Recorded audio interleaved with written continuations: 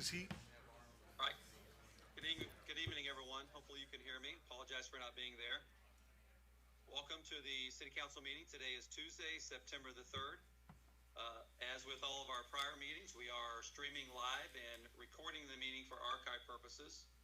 We don't have a lot on the agenda tonight, but what we do have on the agenda is very important to many.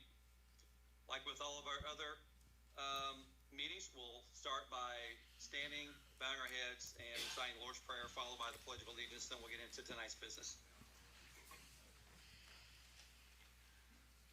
Our Father, who art in heaven, hallowed be thy name. Thy kingdom come, thy will be done, on earth as it is in heaven. give us this day, Give us this day, as we forgive those who trespass against us. for thine is the kingdom, power, the glory, forever.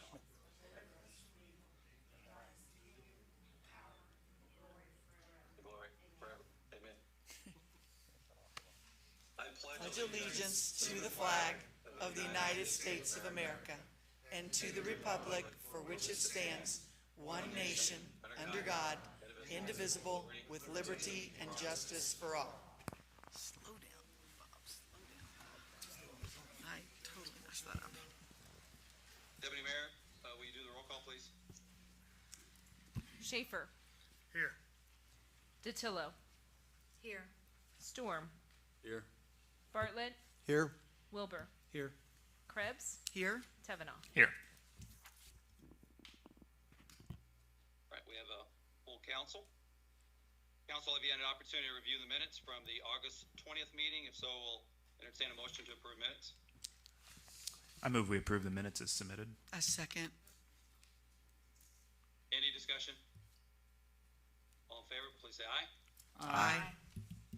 Any opposed? All right, moving on. We do have two bills on first reading. I'll turn it over to Joe.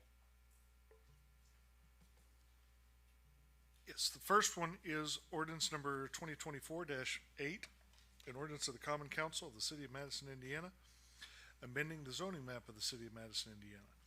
Whereas there has been a favorable recommendation made to the City of Madison Plan Commission, by the City of Madison Plan Commission, to the Common Council to amend the zoning map of the City of Madison.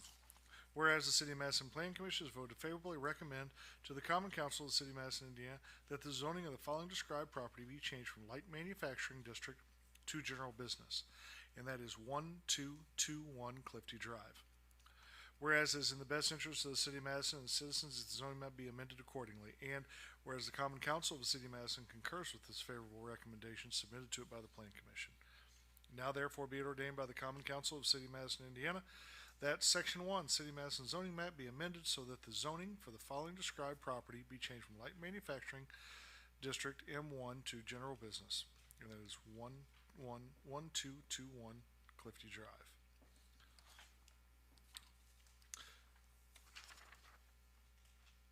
Thank you, Joe. Okay, and then the next one on first reading is ordinance number 2024-9, an ordinance amending the ordinance 23-15, fixing salaries of appointed officers and employees of the City of Madison for the year 2024. And this is amendment to the salary scheduled as prescribed by Mayor Bob G. Courtney, 2024, the Common Council of the City of Madison, Indiana. I, the undersigned Bob G. Courtney of the Mayor of Madison, Indiana, is required by 36-4-7-3 hereby fix the salaries and pay of appointed officers and employees of the City of Madison, Indiana, beginning January 1, 2024, and continuing thereafter until changed until such salary rates are approved by the Common Council. Ordinance number 2023-15 was passed and adopted by the Common Council of the City of Madison, Indiana, at its regular meeting held on the 17th day of October 2023.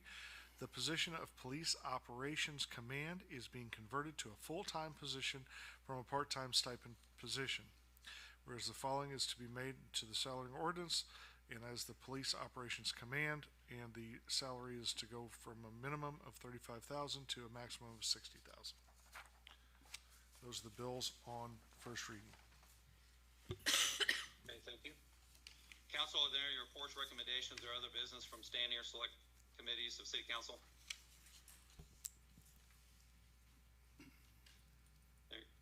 Hearing none. reports of city officials. Before we get into the bill on third reading, which is ordinance 2024-7, I want to thank everybody for all of their input over the last 3 months, actually, with regards to the zoning application. We were receiving letters, emails, phone calls, conversations, information, all the way up even through today. And last night we received a letter from the county commissioners outlining their investment strategy should the zoning application be approved and the investments they would be making with those new revenues throughout the county. I think there was a council person or two who would like to also make a remark before we go to bills on third reading. Josh Wilbur, go ahead. Thanks, Carla. I want to first thank everyone who has either commented at the meetings, made presentations, sent emails, and otherwise voiced their support or concerns over this zoning matter. It is obvious this is an issue that has evoked emotion from many, but has also has several variables to it, which this council needs to consider. I want to thank my fellow council members for taking this matter seriously, conducting research, and communicating with one another as well as the public, IPA and the applicants to come to their own decisions. For those who made comments during this process that the council are just puppets of others, that we have already made up our minds from the start to approve it, and are just doing it for the money, could not be more wrong. We have heard good points about wildlife, quality of life, family legacy, farming, property rights, property value, and others. I also think we have all learned more about solar energy, and IPA has done a good job in educating us on what modern solar energy is and what it looks like. I dare to say many of us have probably done a lot of our own research to learn even more of which we would not have learned had this not come about. So we are all a little smarter than we were yesterday, so to speak. This will help us as our community continues to grow and progress. I do want to take a moment to point out something I've heard several times which does concern me. We all know the applicants in this matter, Tony and Lisa Hammock and Mr. Dean Ford. Both parties have gone through the necessary steps to apply for this zoning change, and I have seen nothing by their actions which would indicate them trying to circumvent the system or to be deceptive. I have heard some personal attacks toward them of which I feel are unwarranted and unnecessary. This is not who we are as a community. We may disagree, but that is no reason for any of us to personally attack another.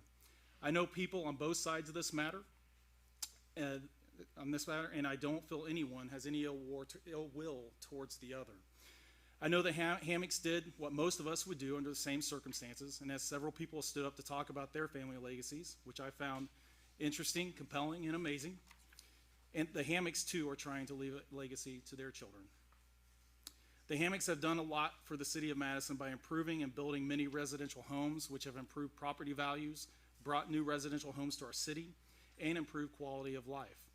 I implore each of you to try to get past the emotion of the situation and understand that the applicants were not trying to harm anyone, but simply trying to utilize their land the way they felt best, while at the same time building their legacy for generations to come.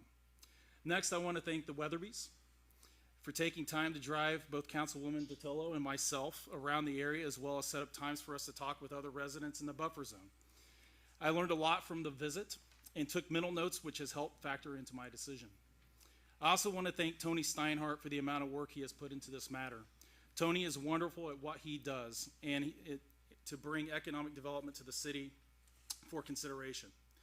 These proposals then go through the process, as many of you have witnessed with this application, of which it is incumbent on city officials to move forward or not. Tony has been involved with much of our recent economic development with a shopping mall, cotton mill, tack factory, new restaurants, and so much more. Tony is an asset to the city of Madison and Jefferson County. I hope everyone can understand his role, and although you may not always agree with it, I hope you can respect what he does on a daily basis to make Madison the best city in southeastern Indiana. As I have considered many of the factors related to this matter of rezoning, I must say the facts of the situation weigh heavy on me. Most of the factors that weigh heavy pertain directly to the buffer zone. If you research the reasons for buffer zones, there are a multitude of reasons. Some of these are to protect the environment, protect wildlife, create a buffer for possible industrial incidents, create residential and or commercial zones for future growth, and others.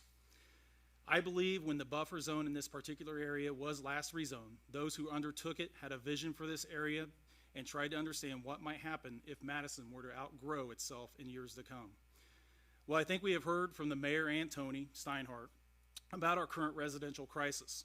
In fact, I have heard the same thing from the IEDC, in that Indiana as a whole has a housing shortage. And if we are to bring in new development, we will need more housing to accommodate the people moving into Indiana to take on the jobs needed for these businesses.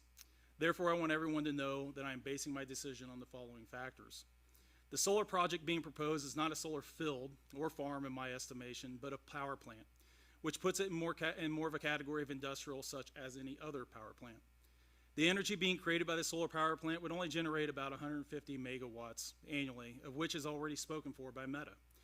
Therefore, this power does not do anything to help Indiana residents with the looming energy crisis and Indiana being able to be energy independent.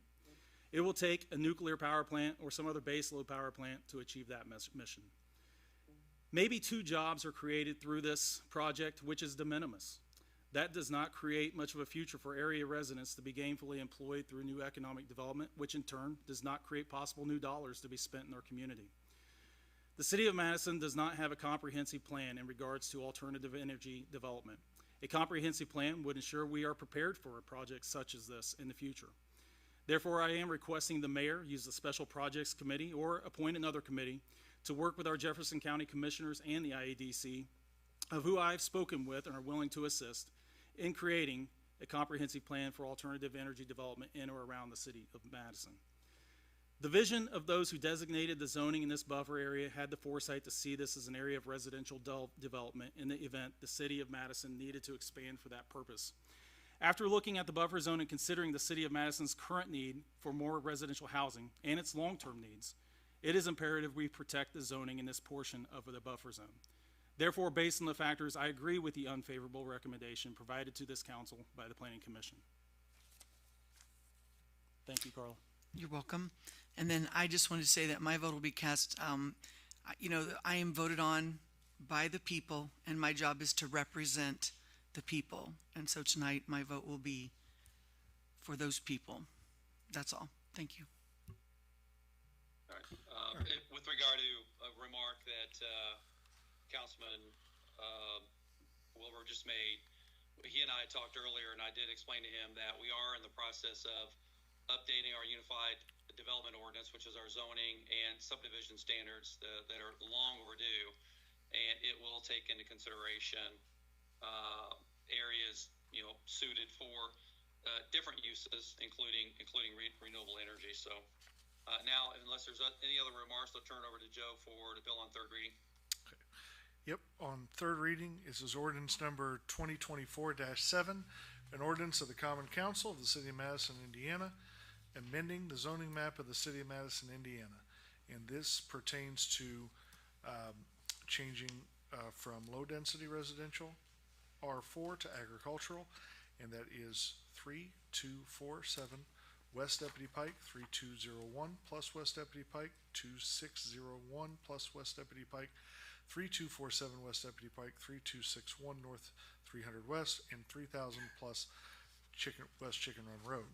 And then from RA to Ag, 4321 West Deputy Pike, 3901 plus West Deputy Pike, 3356 West Deputy Pike, 3600 plus West Deputy Pike, 3500 plus West Deputy 400 North, 3600 plus 4 West 400 North, 3621 North 300 West, 3621 North 300 West, and 3752 West Deputy Pike and 3356 West Deputy Pike.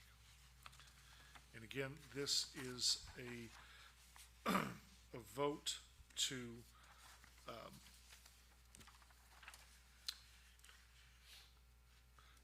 the vote to approve this ordinance would amend shall be amended as requested, and the Common Council would adopt the proposal submitted by the Plan Commission. So just a point of order on voting for this. A yes vote would be to approve the zoning change, and a no vote would be to deny the zoning change, correct? That's what I want to know too. You know, if you deny the ordinance, the City of Madison zoning map shall not be amended, and the Common Council concurs with the unfavorable recommendation submitted by the Plan Commission. So a no vote would be that you are concurring with the unfavorable recommendation.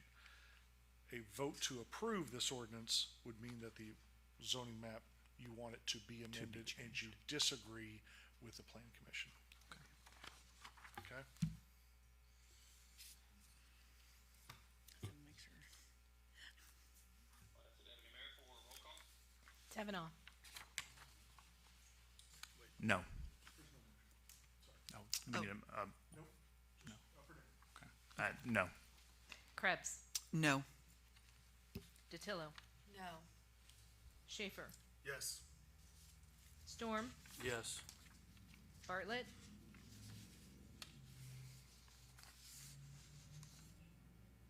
Yes. Wilbur. No. The ordinance is defeated, and therefore, that is an agreement with the unfavorable recommendation proposed by the plan commission. Okay. Thank you, council. Moving on. We have one bill that was tabled from the last meeting on second reading. I believe that's going to remain tabled. Is that correct? Yes. Okay. Then moving on throughout the rest of the meeting, no miscellaneous. We'll open the floor up now for public comment. If you have remarks you'd like to make to the mayor's office or city council, please come to the podium and provide your name and address and provide your remarks, please. Y'all stay here for me. My name is Debbie Beeman. I live at 709 Walnut Street. For the last few years, as you all know, I have had two people next to me working on their properties. One is a historical society or something, Cornerstone, and the other one is a family, Tyree Jenkins. I literally found someone dead in Tyree Jenkins' yard about 2.5 years ago. He was murdered. I never heard a word out of her. She never made a comment, never said I'm sorry, nothing, ever. But these houses, they keep getting PACE grants, and they've gotten some extensions, but it needs to be over. I am living next door to these dumps. I mean, they look like they've been blown up. And that's what I open my door, and that's what I face every single day for years. And I need somebody to help me move them along, tell them fix them, or get the hell out. But they need to go. I can't do this anymore. Emotionally, I'm a wreck because there's drug addicts, there's homeless, there's all kinds of people that go in yards when there's nobody living in them. All kinds of people. It's not safe. I'm by myself. I don't feel safe there. And once you find somebody murdered, you really don't feel safe. And since you all are so strong in what you believe in and everything, maybe some of you could help me out. Because I do live in town, but I love my little house. I love my little street. I love these people, but I need help. Thank you so much for your time. Debbie, I know you're stressed out about living next door to those properties. They are under construction. We have not given them multiple PACE grants. Each of them have one PACE grant. The home right next to you is being completely rebuilt. We've had our inspector down there. As we've talked multiple times, these construction projects and these historic preservation efforts take a long time. I know you're stressed out about it, but we're working through that with the owners of the properties. Bob, I disagree with you. They go, right. they come. They told me the contractor told me, we will be done by May. We will be done by May. They don't have walls. They don't have siding. They have nothing. The yard is rock everywhere. Everywhere is rocks. No, they're not doing what they say. That's the whole point. I've never seen a little bitty house take forever to fix. And they're not even doing the inside, they're just doing the outside. No, it's not like that, Bob. It's not like what they tell you. It is not like that. And you can go down and see. I invite all of you all to come down and see where I live. And all of you too.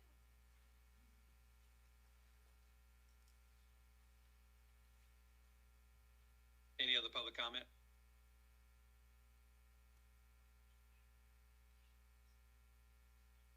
Anyone at the podium, Mindy? Okay. Well, I want to thank everybody for their time tonight and over the last 3 months. I want to welcome everybody to the fall. Labor Day was the celebration to a certain extent of the end of summer. Lots of great things happening in Madison throughout the fall. But thanks again for everybody being here. The next council meeting will be back in council chambers again, Tuesday, September 17th at 5:30. I have a motion to adjourn. Motion to adjourn. Any discussion? All in favor, please say aye. Aye. Aye.